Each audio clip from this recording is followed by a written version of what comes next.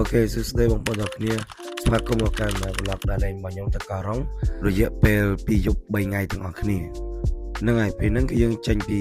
Trade Dolphin ទៅយើងជិះទៅដល់ផែថ្មីរបស់យើងហើយយើងក៏រកកន្លែងចតឡានដើម្បីទុកឡានរបស់យើងរយៈពេល2យប់3ថ្ងៃហ្នឹងគឺយើងចេញពីឡានទៅគឺយើងទៅរកកន្លែងទិញសំបុត្រនៅខាងវិរៈមន្តធម្មហ្នឹងហើយពេលខ្ញុំទៅនេះខ្ញុំទៅជាកញ្ចប់ពេលខ្ញុំកក់គេជាកញ្ចប់នៅខាងអូតែលរបស់Eden Resort ចឹងណា I miss the day before ស្នេហ៍យើងលែងមាន no more រលករសាត់ផាត់ទៅតាមផ្គរក៏បានជួបមនុស្សល្អវងជូនពរបងកំពុងតែហៀលជួបវិញនៅសមុទ្រហើយឈៀលមើលថ្ងៃលិចពេលរសៀលបាន solo Kinda good feel ជីទៅរកកន្លែងណាវាលើទឹកដីសាគរមិនបកក្រោយតែបងសុំទៅហួរសុំឲ្យទឹកជ្រោះពួច memory យើងទៅឆ្ងាយមិនចង់ឈឺក៏មិនចង់បដូរឈ្មោះហើយបងទទួលស្គាល់ថាដល់វេលាដែល goodbye goodbye my love យ៉ាងណាក៏ធ្លាប់ជា my love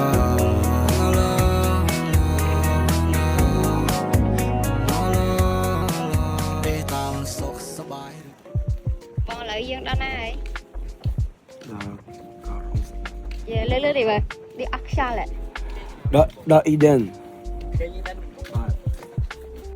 នឹងហើយបងប្អូនពេលហ្នឹងយើងបានទៅដល់កន្លែងដែលយើងទៅយើងបានកក់អញ្ចឹងណាហើយពេលហ្នឹងគឺខ្ញុំអស់កន្លងមកទៀតហើយកដៅណាមួយលលោកផងពុលទុកផងឲ្យផងលលោកផងអញ្ចឹងណាគឺ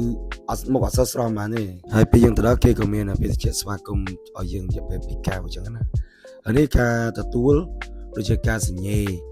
ដែលយើងបាន confirm នៃការស្នាក់នៅរបស់យើងថាយើង check out ពេលណាម៉ោងណាអញ្ចឹងហើយខាងក្រុមហ៊ុនរបស់គេគឺល្អមែនទែនសេវាកម្មserviceរបស់គេគឺល្អអានេះគឺយើងកំពុងដើរទៅកន្លែងស្នាក់នៅរបស់យើងថាចង់ថាបន្ទប់របស់យើងបានកក់នឹងស្អាតប៉ុណ្ណាហើយបន្ទប់របស់ខ្ញុំកក់លោតដល់2បន្ទប់ព្រោះដោយសារខ្ញុំមានគ្នាខ្ញុំមក2នាក់ទៀតអញ្ចឹងណាហើយបន្ទប់របស់ខ្ញុំកក់នេះគឺយើងមានបន្ទប់លេខ3ហើយមួយទៀតលេខ7តែឥឡូវបងប្អូនមើលបន្ទប់ខាងក្នុងនេះការរៀបចំក៏ដូចជាការដេកការសម្អាតមើលទៅគឺ clean ហ្មងហើយពេលហ្នឹងពេលយើងក៏បានទុកឲ្យបានហើយបានមួយទឹកសម្អាតខ្លួនដើម្បីរៀបចំខ្លួនទៅញ៉ាំអាហារពេលព្រឹកពេលហ្នឹងដូចជាម៉ោង11ថ្ងៃហើយប្រហែលពេលថ្ងៃអាហារពេលថ្ងៃអញ្ចឹងណាហើយយើងចង់ទៅមើលរ៉េស្តូរ៉ង់របស់គេថាគេមានមុខអីខ្លះសម្រាប់ទទួលយើងព្រោះដោយសារ buffet របស់គេមានច្រើនមុខណាហើយនេះខ្ញុំបានកំង spaghetti ដូចជាអាហារពេលល្ងាចហ្នឹងហើយឥឡូវចូលមកដល់ពេលព្រឹកម្ដងពេលព្រឹកគឺយើងមាន buffet គេហៅថា free breakfast នៅ Eden ហ្នឹងគេមាន free breakfast ហើយនេះគឺ breakfast របស់យើងដែលយើងបានញ៉ាំហើយយើងបានដួសខ្លួនឯងអញ្ចឹងណាបងប្អូនធ្លាប់ដឹងថាពេលដែលយើងញ៉ាំ buffet គឺយើងត្រូវដួសខ្លួនឯងអញ្ចឹងហើយនិយាយពីថាទេសភាពពេលព្រឹកហ្នឹងវិញគឺស្អាតកប់សេរីយ៉ូហើយនេះគឺជាទេសភាពពេលព្រឹកដែលយើងក្រោកពេលព្រឹកមកខ្ទង់ម៉ោង6កន្លះអញ្ចឹងណាហើយមើលទៅទេសភាពគឺស្អាតខ្លាំងទេគឺស្ងាត់មែនតើគឺសម្រាប់បងប្អូនដែលគាត់មកលក្ខណៈបែប romantic បែប sweet អីចឹងណាដូចខ្ញុំនិយាយចឹង Oh yes Hello អ្នកទាំងអស់យើងគ្នាអត់យកម៉ៃមកពេលនេះខ្ញុំទាំងពីរនាក់កំពុងតែនៅកោះរ៉ុងសន្លឹមសម្រាប់បងប្អូនដែលចង់មកបែប private បែបដៃគូអីចឹងណាស្ងាត់យកមកកោះរ៉ុងសន្លឹមតែបើយើងចង់អ៊ូអសប្បាយគ្នាច្រើនទៅកោះរ៉ុងធម្មតា Yes វីដេអូមានប៉ុណ្ណាហើយពេលហ្នឹងខ្ញុំក៏បាន check out ចេញកោះរ៉ុងសន្លឹមនោះគឺយើងទៅកោះរ៉ុងទៀតកោះរ៉ុងធម្មតាហើយគោលដៅរបស់យើងគឺយើងទៅ Longset Beach កោះរ៉ុងសន្លឹមយើងទៅកោះមួយទៀតកោះរ៉ុងមួយទៀតឥឡូវចាំមើលថាម៉េចឥឡូវទុកមកនេះហើយពេលហ្នឹងទុកយើងក៏បានមកដល់ហើយពេលហ្នឹងគឺខ្ទង់ម៉ោងមិន10ជាងជិត2:10អញ្ចឹងហើយមេឃរៀងក្តៅបន្តិចរៀងក្តៅខ្លាំងតែក្តៅទៅបីក្តៅយ៉ាងណាគឺខ្ញុំអត់បញ្ហាដែរព្រោះយើងសម្រាប់ចិត្តថាយើងដើរលេងសប្បាយអញ្ចឹងណាតែនេះគឺយើងចាប់ដើមធ្វើដំណើរឡើងទៅលើទូកហើយ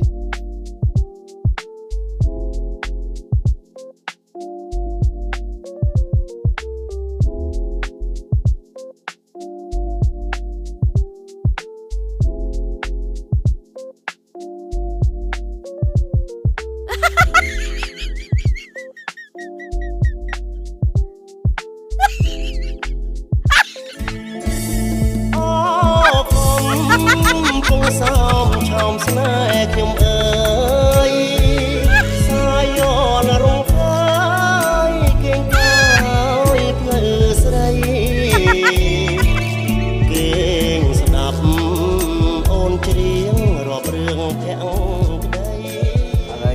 ក៏រងហើយរងដំដែរយើងទៅឆ្នេរឡងសេមានធ្វើខ្ញុំនៅនោះ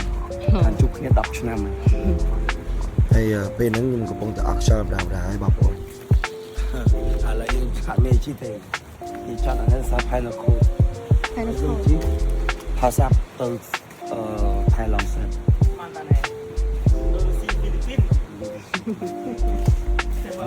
ពីលើទុកយើងឡើងលើផាសាប់ហើយបងប្អូនមកចង់បានផាសាប់កន្លែងទូថ្លៃអត់មានអីជីទេ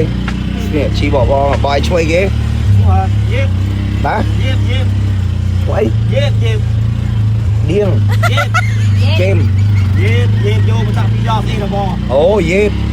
អ្នកស្រៀបណាអាចមកហៅគាត់ជីបាននេះមានបាយមានលេខទូរស័ព្ទមានអី មានមាន លេខប៉ុន្មាន 088 បានទៀត 58 ទៀត 9 ទៀត 935 អូខេ Telegram ក៏បានTelegram ក៏បាន Telegram មកទៅមកចាំពេលលេខគាត់ Telegram គាត់ខ្ញុំដាក់នៅក្នុង QR code ក្នុងខាងក្រោមវីដេអូលេខ booking គាត់អូខេអញ្ចឹងគឺវីដេអូរបស់យើងក៏អត់ទាន់ចប់ទេគឺយើងនៅមានវគ្គ2វគ្គ3បន្តទៀតអញ្ចឹងបងប្អូនកុំភ្លេចចូលរួមទស្សនាវីដេអូរបស់ខ្ញុំបន្តទៀតអរគុណ